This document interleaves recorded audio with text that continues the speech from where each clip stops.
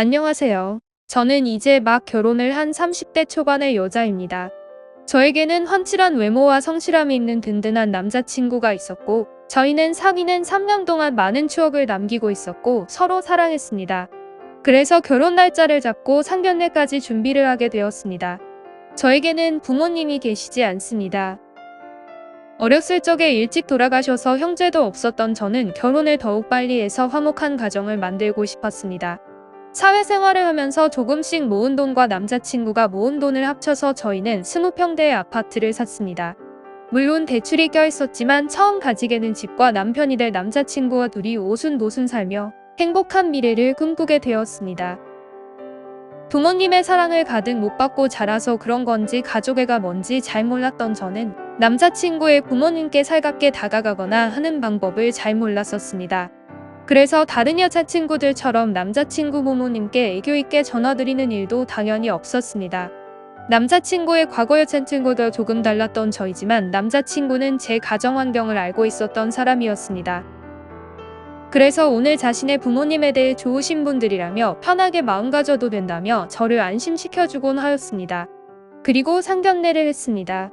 정말이지 남편이 될 남자친구의 부모님 앞에서 혹여나 실수라도 할까봐 제 가슴이 계속 콩닥콩닥거렸습니다. 긴장을 많이 하게 돼서 심호흡도 길게 쉬어보고 달달한 사탕도 먹어보며 남자친구의 부모님을 기다리게 되었습니다. 저의 긴장한 모습을 본 남자친구는 미소를 띠며 귀엽다고 말했고, 빨리 결혼해서 부모님과 잘 지내는 모습도 보고 싶다며 좋아했습니다. 잠시 뒤 남자친구의 부모님이 오시게 되었고 저는 번쩍 일어나서 큰 소리로 인사드렸습니다.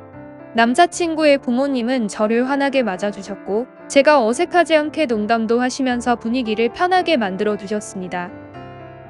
까다롭지 않아 보이는 어머님과 남자친구와 쏙 빼닮은 외모의 잘생긴 아버님까지 저는 앞으로 예비 시부모님과 사이좋게 지낼 생각에 더욱 행복한 결혼 생활을 꿈꾸게 되었습니다. 그렇게 결혼을 앞두고 설레임의 기쁜 나날을 보내고 있었을 때였습니다. 어느 날 제가 회사를 마치고 집에 돌아왔는데 남자친구가 시무룩한 목소리로 전화를 걸었습니다. 평소 활기찬 목소리였던 남자친구가 풀이 죽은 듯 할 말이 있다고 하니 정말 걱정되었습니다. 그런 적은 처음이었고 그래서 좋은 일은 아닌 것만 같아 불안한 기분이 들었습니다. 곧이어 남자친구가 제가 혼자 살고 있는 집에 들어왔습니다. 남자친구는 부모님의 사정이 어려워서 우리가 마련한 신혼집에 같이 살아야 될 것 같다고 말하더군요. 남자친구의 말에 당황했지만 애써 괜찮다고 대답했습니다. 그치만 생각해보니 시부모님들이 안쓰럽게 느껴지기도 했고 어렸을 때부터 부모님이 일찍 돌아가셔서 부모님의 품이 늘 그리웠던 저였던지라 시부모님과의 동거에 대한 설레임도 생기게 되었습니다. 그렇게 계절이 바뀌고 저와 남자친구는 예정대로 결혼식을 올리게 되었습니다. 신혼여행을 다녀오고 시부모님과 함께 살 아파트도 들어가게 되었습니다. 제가 이사온 아파트는 방이 3개이지만 큰 평수가 아니라서 그런지 화장실은 하나인 집이었습니다. 그래서 조금 불편했지만 서로 순서를 지켜가며 볼일을 보니 적응이 되더라고요. 저는 남편보다 2시간 정도 퇴근이 일렀었고 제조 공장에 다니시는 시어머니는 남편과 비슷하게 퇴근하시곤 했습니다. 그런데 사업을 한다시던 아버님은 사실은 사업이 망해서 집에만 계신 지 오래된 상태였었고 어머님만 일하고 계셨던 사실을 제가 알게 됐습니다. 그래서 제가 퇴근을 하고 오면 아버님이 거의 집안에 계셨습니다. 어느 날 제가 퇴근하고 집에 왔는데 소변이 너무 마려워서 급하게 화장실로 들어갔습니다. 시원하게 볼일을 보고 밖에 나왔는데 그때 아버님이 방에서 거실로 나오셨습니다. 그래서 뒤늦게 인사를 드렸습니다. 잠시 후 저는 아버님께 저녁 식사를 준비해 드리려고 나왔는데 아버님이 소파에 나와 계셨습니다.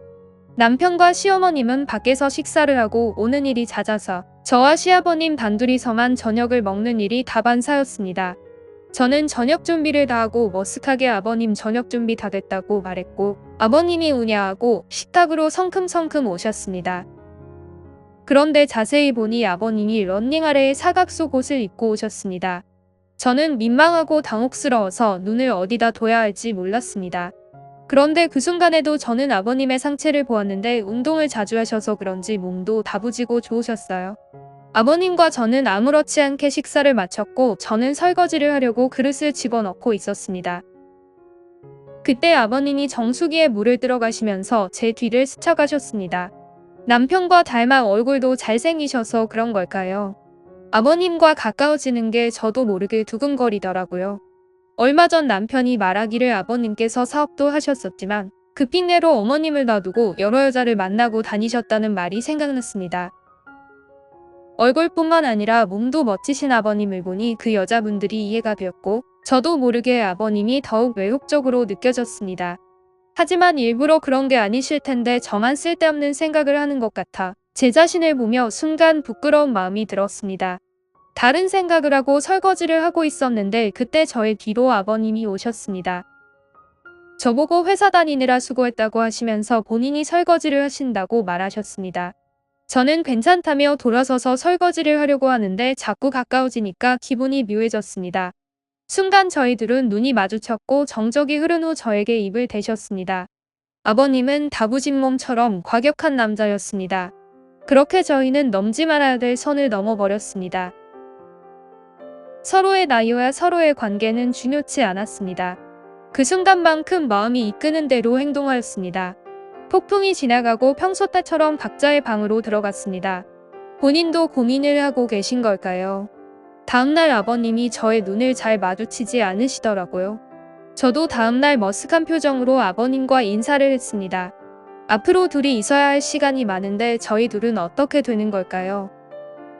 머리로는 안 된다고 하고 마음은 요동치는 게 지금 저희들의 현실인 걸까요? 머리가 복잡합니다. 지금 저는 어떻게 해야 될까요?